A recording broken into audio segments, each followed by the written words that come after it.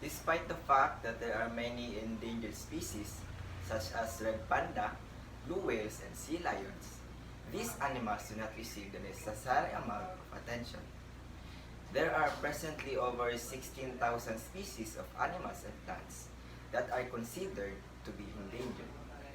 An endangered species is one that is at high risk of becoming extinct, which is when there are no longer any members of that species alive. Numerous factors, some of which are natural, contribute to the extinction of a vast number of species every single day. Human activities have been directly responsible for the extinction of a far greater number of species than does the process of natural selection.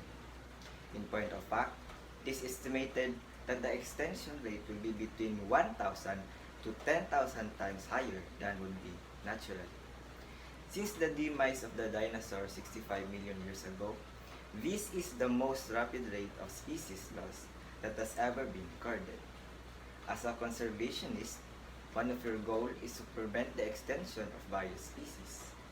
The protection of the species variety is the overall objective. Because of this, you might be wondering why it is of such vital significance. Why does it matter if the population of a species drops so drastically that it is classified as endangered? Even there are just a few individuals left, as those kept in zoos, it is possible for a species to make a full recovery. The fact that a healthy population requires a wide range of genetic makeup represents a challenge. To guarantee that a species can adjust to change in the environment and avoid extinction, you need to make sure that the population of the species have a broad variety of characteristics. This is something that is a possibility of all members of the species having the same set of genes. In a small population, there is a high chance of inbreeding where closely related individuals breed. This can increase the risk of offspring having inherited conditions. So large wild populations are important for a species survival. The presence of significant wild populations is essential to the continued existence of species. When a species dies out, there are many different possible consequences that might take place, one of which is extinction. Damage to natural habitats, shifting weather patterns, excessive fishing or hunting, and the introduction of exotic, non-native species are only few of the causes that contributes to the decline in the capacity of a native species to survive. We have a moral duty to do everything we can to ensure the survival of every species in the world. And the greatest way to accomplish this is via conservation. The following are some samples to get you started. The first step would be to house endangered animals in zoos and natural reserves.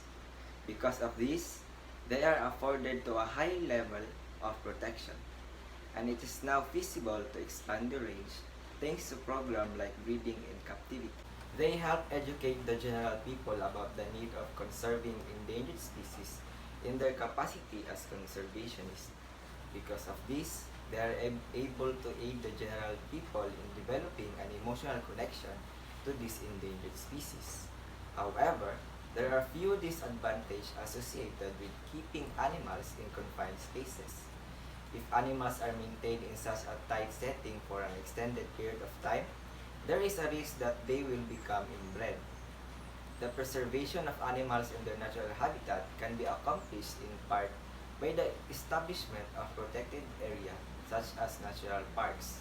Because there are no trees to cut down, it is impossible to construct roads or inhabitant structures, and hunting of the animals is prohibited. Rangers have been tasked with monitoring compliance with this regulation. Not just animal species, but all sorts of species in general are at danger. As a result of the fact that 70% of plant species are in jeopardy of going extinct, it is vital that we do what we can do to help.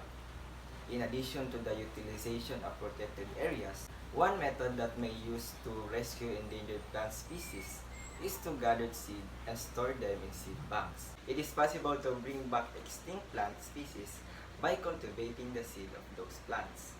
In conclusion, a species is said to be endangered when there is a high probability that it will become extinct in the near future.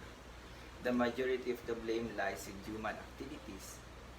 The term conservation refers to a wide range of activities that aim to conserve endangered animals and plant population. These activities take place in wildlife parks and other specially designated protected areas. Take care of yourself till we meet again.